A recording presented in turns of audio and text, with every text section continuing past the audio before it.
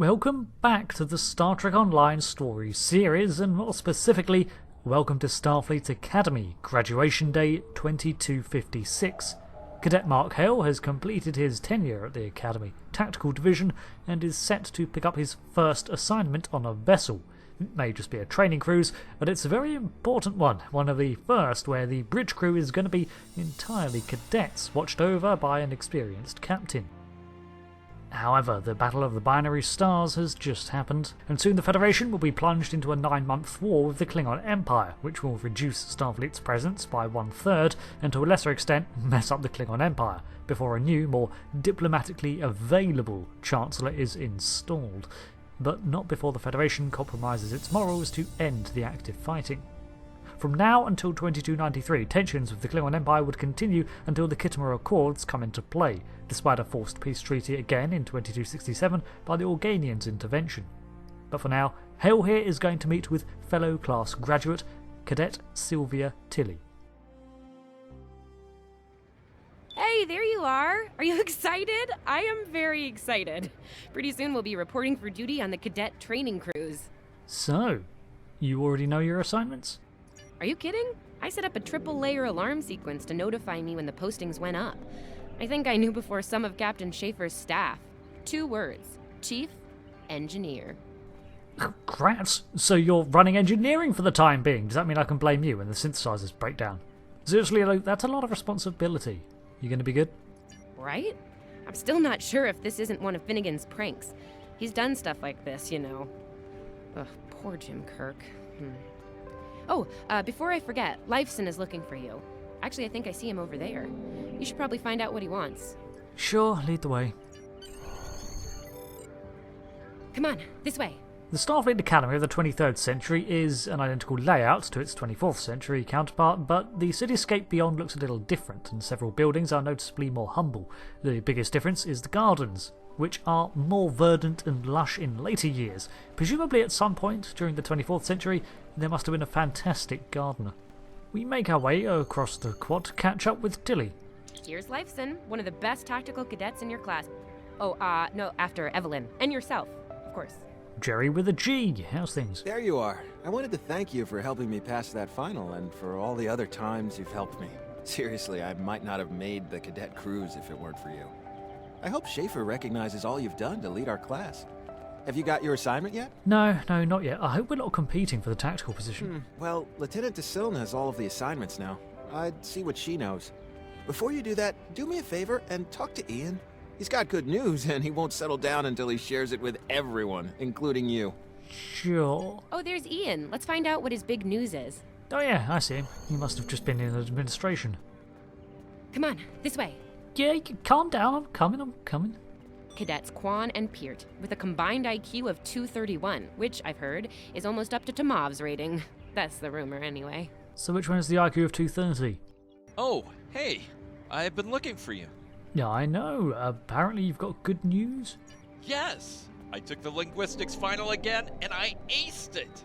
Nice. Glad you passed. You and me both. It wouldn't have happened if I didn't follow your advice.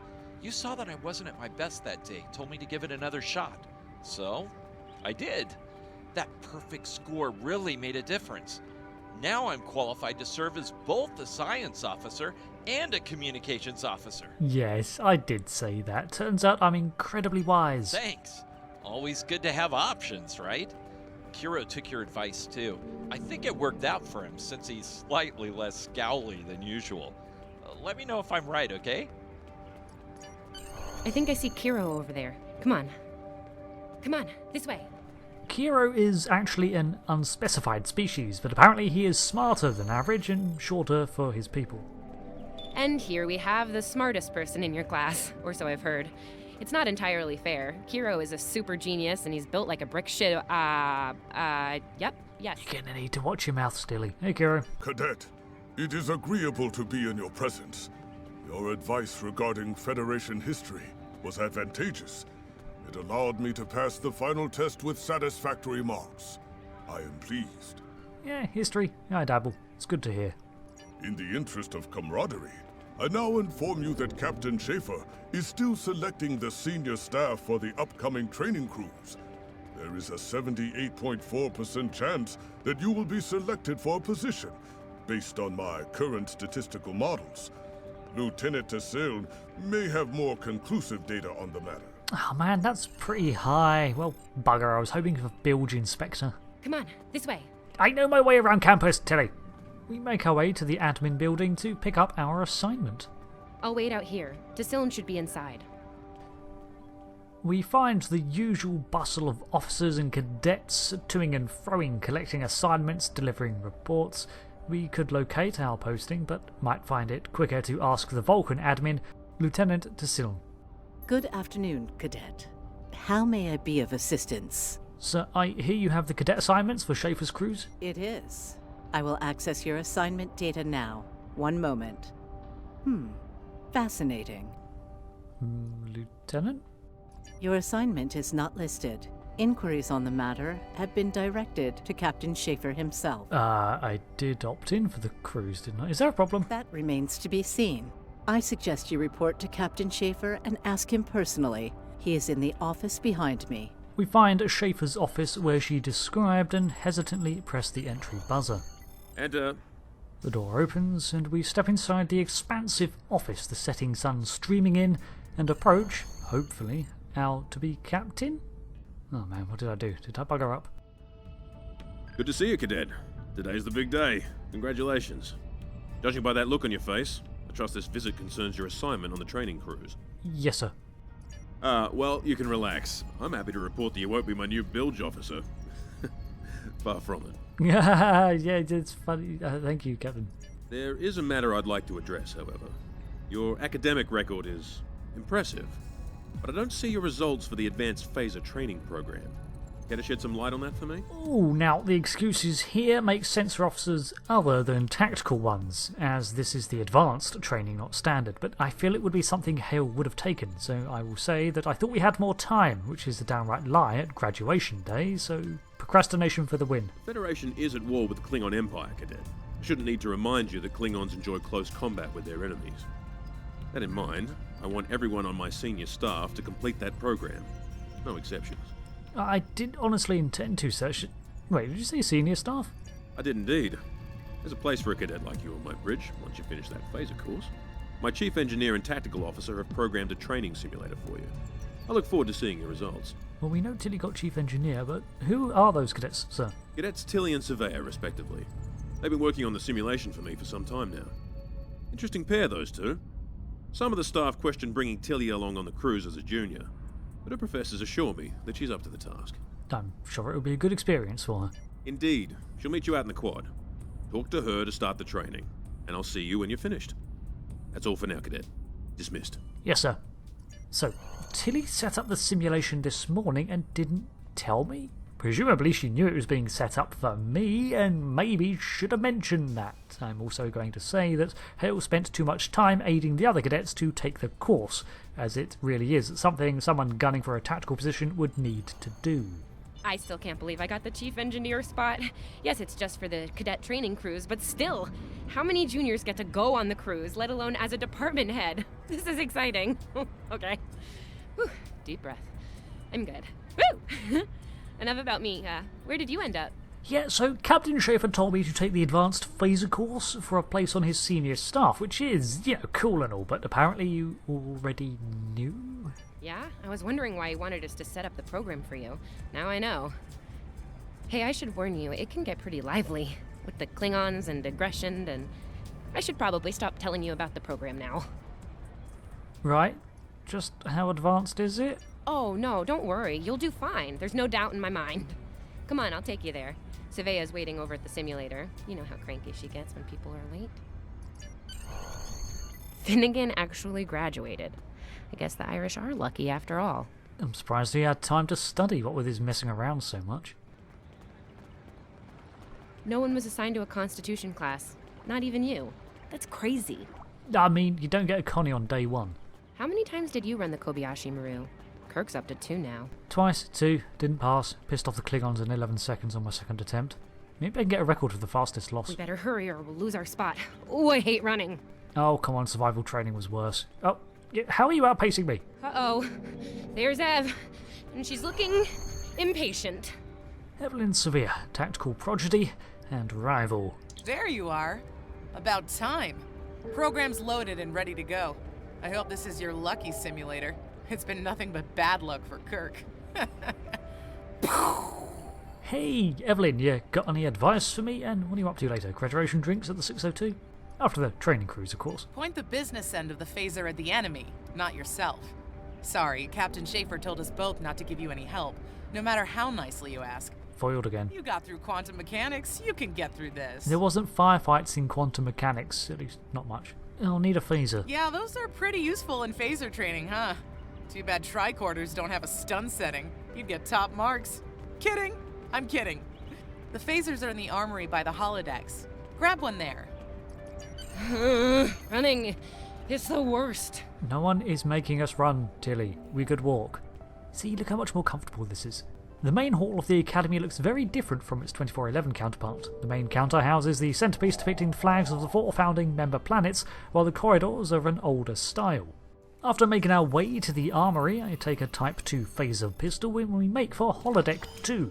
To be honest, combat simulations were not how I saw my day going. Holodeck 2 is perfect for such simulations like phaser training in the Kobayashi Maru. Just go to the center of the room. These holodecks are rather rudimentary because of the era we are in and require additional pillars to project the environment. Nevertheless, they start up the simulation and I am confronted by Klingon warriors in some form of House Mokai armour, maybe. They spend equal amounts of time running around rather than just firing at me. So it's not a great simulation, apparently. Still, I dive in to strike at one and am immediately flattened. Pride wounded, we finish off the battle to find that Captain Schaefer has also entered, while Xavier is clapping, presumably sarcastically. Hey, did you see those commando rolls?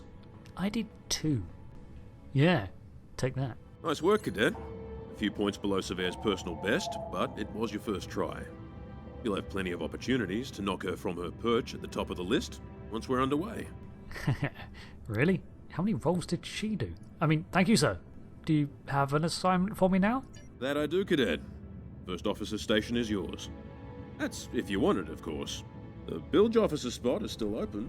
First off, that's a little higher than I'll take it, sir. Thought you might say that. You've done well here, Cadet. I expect that trend to continue, onward and upward, throughout your career. Thank you, sir. It will be an honour to serve with you. Likewise. I'll see you on the bridge then. And congratulations. Wow, look at you, first officer. You're gonna do a great job. Congratulations. That thing the captain said about the bilge officer spot was pretty funny, though. I mean, we don't even have those anymore. Wait, do we? Anyway, first officer. How does it feel? Okay, so it's funny when he makes the joke. We have a couple of options, but I choose to wonder why Xavier didn't get it. You know, I love her, but Savea's a little too, aggressive at times. If all you have is a hammer, everything looks like a nail. I mean, that's her. She's very much a hammer kind of lady. I'm not saying she can't find her way to the center chair, but... Yeah, I know what you mean. Standing right here, Tilly. Might think about that if you want to make it to senior year. What? I'm kidding. Mostly. She's not wrong, though. We all have jobs to do, and you're gonna do great as the XO. Proud of you. That's downright soppy for you. Seriously, thanks. Seriously? Captain Schaefer didn't make that decision lightly. He believes in you, just like me. Even though you got me blown up in the Kobayashi Maru. Awkward. Well, we should get going to the shuttle bay. Everybody's waiting for the ceremonial send-off toast. Guess who gets to give that? Yeah, that'd be me. Alright. All cadets report to shuttle bay to prepare for departure. Wow, okay, maybe we did need to run. I didn't know what the time was. We are cutting it a little close. We jogged to the nearest turbo lift to make for the shuttle bay. Shame I don't even have time to change my uniform. I worked up a bit of a sweat and now I'm stuck in this for the rest of the shift. Okay, the rest of the senior staff is waiting just ahead. Time for your big speech. How are you gonna play it? Inspirational? Heartwarming? That could be good. Hey, make Savea cry, like just a single tear. Warrior style. Anyway, I'll meet you at the bar. No pressure, you're gonna be great. Yep, great speech, all prepared. I rehearsed it last night and now I don't remember because it's been a bit of an unexpected day.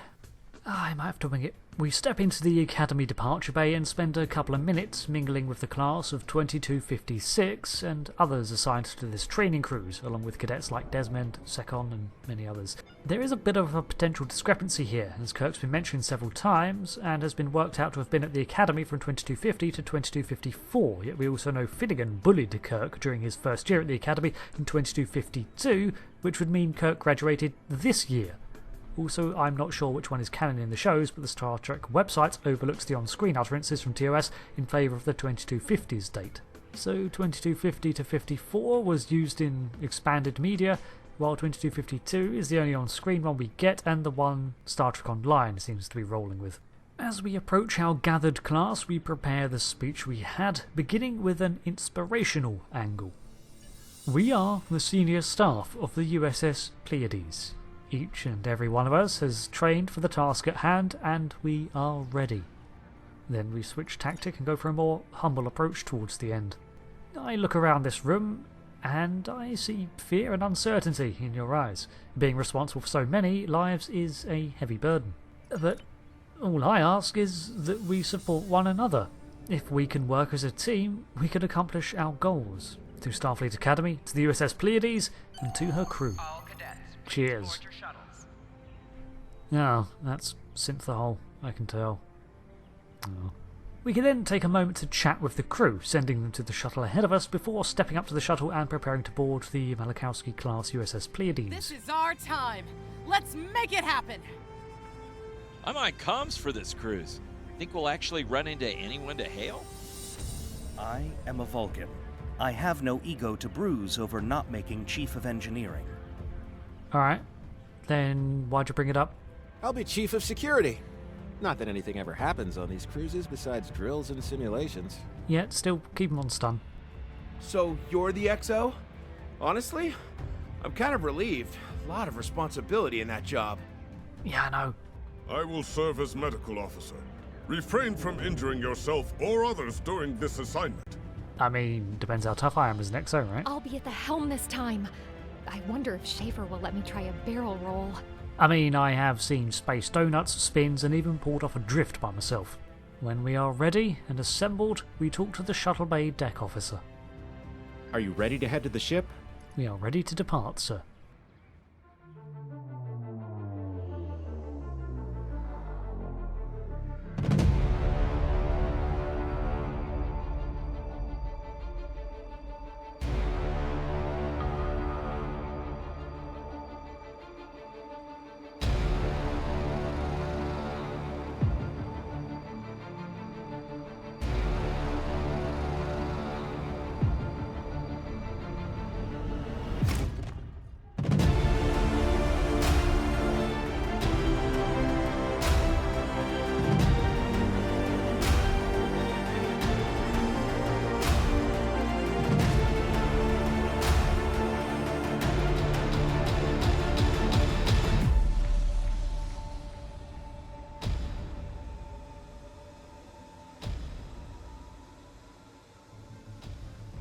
I can't believe we're finally doing this.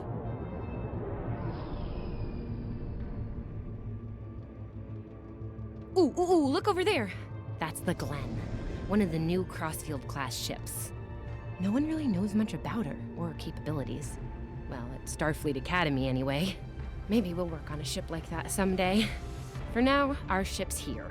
She's a Malachowski class, Captain Schaefer's pride and joy. Good speed for her class, definitely maneuverable. A stout, solid, battle-proven design, for sure. I can't wait to see what she can do. Let's land and find out.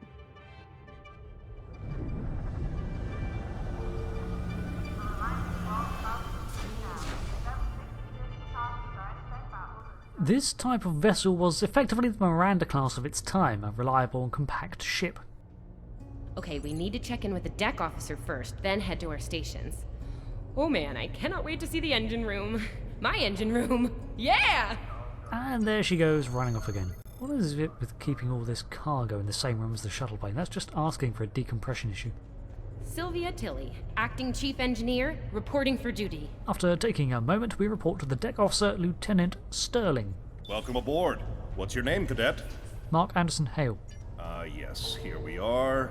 Acting First Officer. You're all set. Okay, jumping straight in. Where is the captain?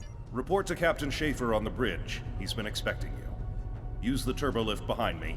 It'll take you directly there. Before we leave, there are actually several jokes and Easter eggs in the ambient dialogue here too, such as things like, "You must stay in cadet uniform until you get a field promotion," foreshadowing the narrative of most of the Star Trek Online introductory missions. A joke saying that the replicators require permission forms, which come from the replicator, and that this ship can only make warp 5, so there is no warp 9 for you. When we're done, we can join Tilly at the turbolift. However, she rides to engineering, and I continue on to the bridge. We step out onto deck 1, and it dawns on me that although Schaefer is present, there is a lot of responsibility on Hale's shoulders now. We can see several officers conducting last-minute departure checks on systems, and everyone else is at their stations, including our classmates. We make ourselves known to the captain. Ah, there you are. Computer, note the executive officer has reported for duty in the ship's log. Welcome aboard, XO. Thank you, sir. You're right on time. All decks have reported in. We're ready to get underway. Let's start things simple by getting the old girl out of dry dock, huh? Contact dock control and get clearance to depart. After we're cleared, close the shuttle bay doors and disable the tractor moorings. We have two options to choose from, but we'll go with the order they were given. Ian, get clearance from control for the Pleiades to leave the gantry. Dock control has cleared us to depart. Acknowledged. Carry on. Tamav, shuttle bay doors. Shuttle bay doors are closed. Acknowledged. Carry on. And now it falls to me to disable the tractor moorings. Tractor moorings are disabled. We are floating free. Erez, take us out. 1/4 impulse. We could stay quiet, but technically Starfleet regulations specify thrusters only while in space dock. Duly noted, XO. Erez, take us out. Maximum thrusters. Oh god, I'm that guy, aren't I? We take our position at the EXO station, and we get underway. Cleared from dry dock, Captain. Acknowledged, Helm. Set a course for Vulcan. Warp 4. Course laid in, sir. Engage.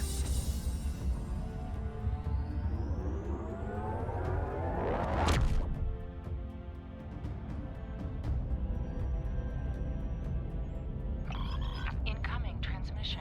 Captain, I'm picking up a distress call from the SS Fortuna. Audio only. Put them through, comms. This is the Fortuna! Can you hear me? So, warp core is failing! We could really use some help here! Let them know we're on our way. Helm, lay in a rendezvous course. Altering course, sir. ETA 3 minutes. Transporter room. Prepare to beam over survivors. Sir, sensors can't read anything in the vicinity of the Fortuna. Communications are out as well. Keep trying to hail them, comms. XO, let's discuss the situation. So, looks like we may have an interlude to make. Fortunately, we are deep in UFP space, so it's unlikely to be anything major, but the comm blackout is worrying. To give some context, the current landscape of the Alpha and Beta quadrants, well, in this time period, the House of T'Kuvma has recently come to power among the other greater noble houses by summoning their representatives through the lighting of the Beacon of Kalis. This is a summons it is dishonourable to refuse, and one that needs to be justified if undertaken. T'Kuvma's argument was that the Klingon Empire was stagnating and in danger of tearing itself apart under its own infighting, something that is entirely possible.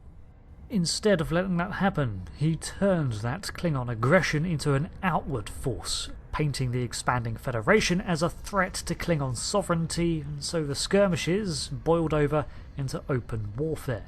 T'Kuvma himself was a zealot for ancient Klingon ritual and tradition, and immersed himself in that ancient culture of his people as a representation of his desire to remain Klingon, to keep their culture. This represented a fundamental misunderstanding of the Federation, which seeks to maintain diversity and preserve cultures because in difference there is a wealth of differing strengths that can compensate for one another's weaknesses.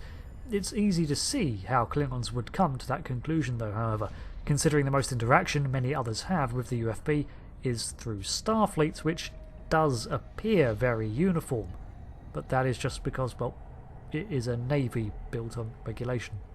But honestly, the target of the Federation as the Empire's foe was far less important to Kuvma than the act of declaring them an enemy. Starfleet is just the biggest threat that can keep the Empire occupied and provide enough of a challenge for the Klingon houses to rally against.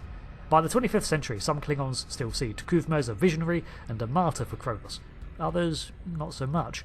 Ultimately, he never lives to see the conclusion of the war, but his actions set the stage for another's rise to power, L'Rell, who strong-arms the Empire into forming a single defence force made up of all the houses' militaries, rather than the disparate fleets that may squabble with one another. She effectively takes a page out of Starfleet's book to form the KDF, and construction begins on a new navy headed by the D-7 battlecruiser. With the stage all set and the Academy now behind us, we set off for our first mission on the USS Pleiades under Captain Schaefer, but naturally things ramp up. So, I do hope to see you back for the next part of the Star Trek Online story series as we investigate this distress call that's clearly not going to be all that it seems, and we get embroiled in the early Klingon Federation War. Events here, thanks to temporal displacement, eventually come up to play again in the 25th century, which is why we're covering them now before we move into the relevant plot arcs in 2411. But until the next episode, I've been Rick, thank you for watching the Star Trek Online story series, and I'll see you again. Goodbye.